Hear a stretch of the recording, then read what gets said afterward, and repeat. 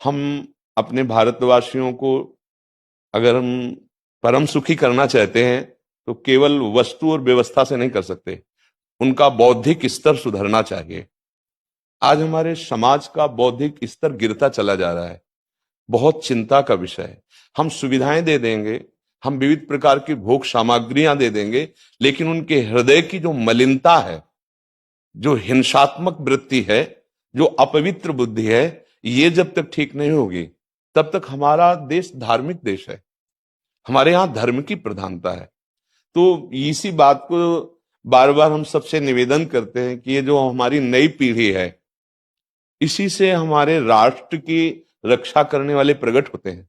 जो विद्यार्थी जन है, उन्हीं में कोई एमएलए बनता है, उन्हीं में कोई सांसद बनता है, उन्हीं में कोई मुख्यमंत्री बनता है, उन्हीं में कोई राष्ट्रपति या प्रधानमंत्री उन्हीं में अपने लोग भी सब थे।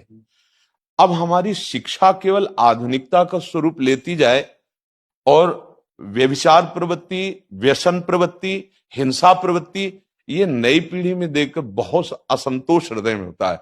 इसीलिए कितनी भी शरीर में पीड़ा हो, हम प्रयास करते हैं जितने से जितने सामने हमारे भगवत स्वरूप जन आते हैं, पहले बुद्धि शुद्ध होनी चाहिए। मय्ये वो मन आदत्स्व मई बुद्धिम निवेश है, तो निवशिष्यति मय्ये व अत ऊर्ध्वम न संशया, तू मेरे में ही निवास करेगा, अर्थात भगवदानंद में।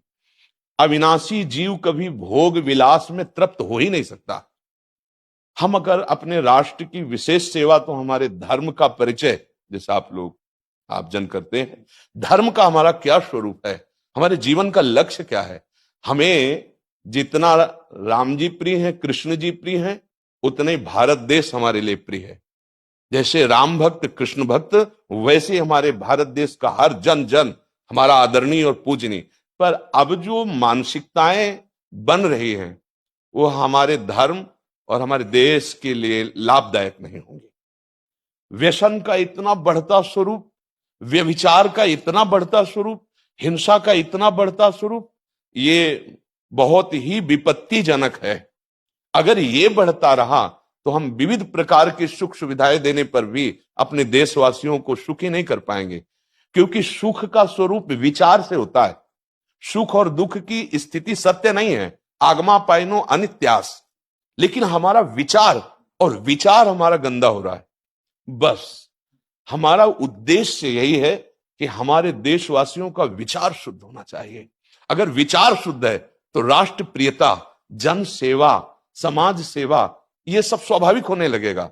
और विचार अशुद्ध है तो सुविधाएं बहुत हैं, उनका दुरुपयोग हो रहा है। तो बस आप सबसे बड़े बड़े जो उपदेष्टा जन हैं, जो बड़े बड़े धर्म की रक्षा के लिए भगवान ने जिनको भेजा है, उन सबसे यही प्रार्थना है कि सब व्यवस्था करते हुए हमारे देशवासियों की बुद्धि अध्यात्म को समझे। बिना अध्यात्म को समझे दुख सुख की समानता बिना किए परम सुख का अनुभव हो ही नहीं सकता।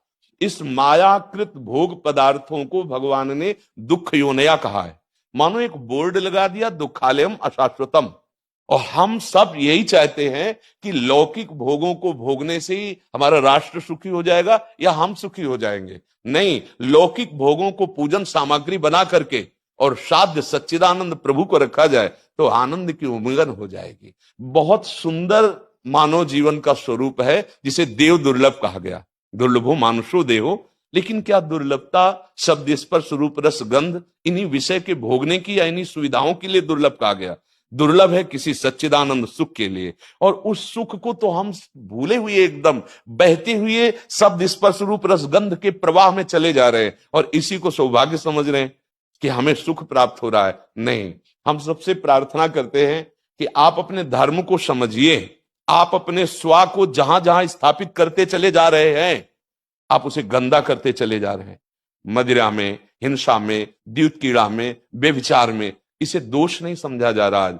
और हमारे शास्त्र और हमारा धर्म इसको निषेध करता है। कलयुग की स्थिति बताई गई है। छोटे छोटे बच्चे व्यसन करने में लग गए।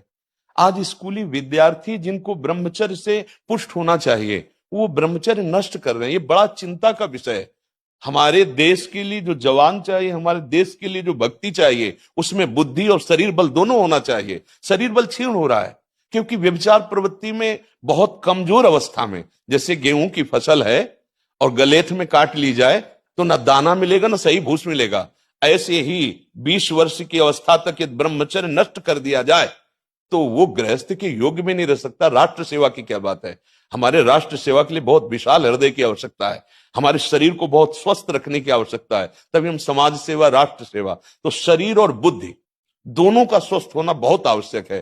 तो शरीर को तो नष्ट किया जा रहा है विषय भोगों में। लोग समझने लगे हैं कि मांस खाने से हमारा स्वास्थ्य अच्छा रहेगा, हम बलवान बनेंगे। अध्यात्म बल नहीं तो तेरे शरीर की चर्बी बढ़ा ले, लेकिन तू न काम पर विजय प्राप्त कर सकता, न क्रोध पर, न लोभ पर, न मोह पर, न हिंसा पर। फिर क्या जीवन।